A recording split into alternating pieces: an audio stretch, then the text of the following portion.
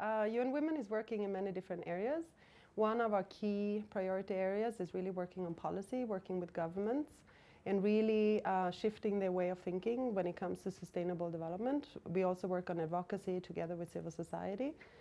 And what we have launched here at the SEED Symposium is our Knowledge Gateway. So we also see ourselves as a role of knowledge sharing of solutions and innovations on a platform, and to make the exchange between countries and between different entrepreneurs in one country to another country, and that they can learn from each other. So it's kind of the peer learning and South-South exchange of experience.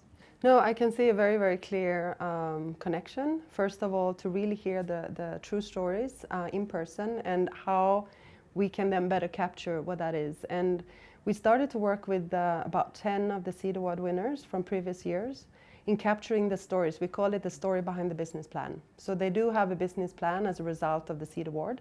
But we want to hear a little bit more the emotions behind it. You know, what made you decide to create this company and this particular business, and what were your challenges on the way? So that we are capturing now through a blog that we're launching in the next few weeks, and to really get those stories. But to capture those stories, you need to also be in events such as the SEED Symposium to really see who are the ones with these amazing stories that we can capture. And many of them are SEED Award winners.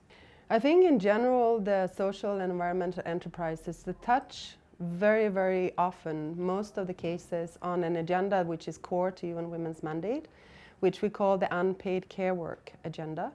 It's where in villages and in countries where there's not enough access to energy, water, sanitation, and garbage and recycling is an issue.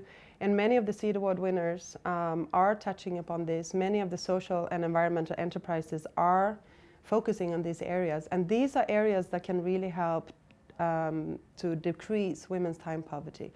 Women are busy with fetching firewood and water, and you know, with sanitation issues can be a problem that they have to walk long distances.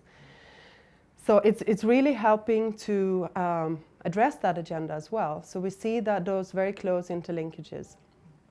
In terms of the movement of social entrepreneurism, it is also a contribution. It's almost like a bottom-up approach to a paradigm shift that we are looking at. We are working, as I was mentioning earlier, at the policy level. We want the governments to take the lead in creating a green environment, a green economy. But then you can also address the same thing from bottom up and really show that it works. You can drive a profitable business and still address social and environmental issues, including gender equality and women's empowerment. I mean, we do have the Gender Equality Award, and I think a great impact, not only what they do in organic farming and whatever activities they're doing, but to really showcase, again, that gender equality is not something you just do on the side to be corporately responsible, but it can be part of core business. And I mean, we had today, in our launch of the Business Hub, we had the Solar Sister that joined us. And they really showcased how it makes business sense to actually target the women, in particular with the solar energy distribution system, because women are responsible for those tasks that touches upon solar energy and electricity in general. I mean, the SEED initiative in itself, by just setting up the Gender Equality Award, I think is a very clear direction to show that this actually works.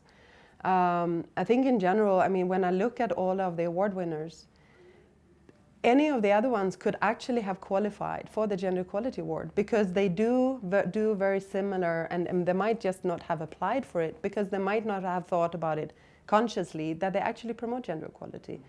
So I do see, I mean, I had conversations over lunch with some of the award winners, and I was like, so did you apply for the Gender Equality Award? You would have won with these exciting ideas. So it is really across the board. I think it is very much in line with UN Women's agenda and what we are promoting from our side.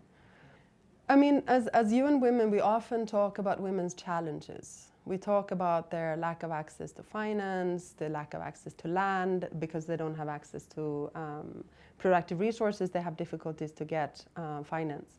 So we tend to kind of focus on the challenges side. But getting out of this symposium, I really feel like we need to stop talking about the challenges and really tell the good stories that, you know, just somebody was saying earlier, we just need to, it's not about empowering them, it's just unleashing them, giving them the opportunities to thrive, because they already have the knowledge, the power, the leadership, and the knowledge how to do it. They just need a little push. And I think, again, the SEED Award is a great tool or package of capacity building that helps them get that push and can thrive in the societies.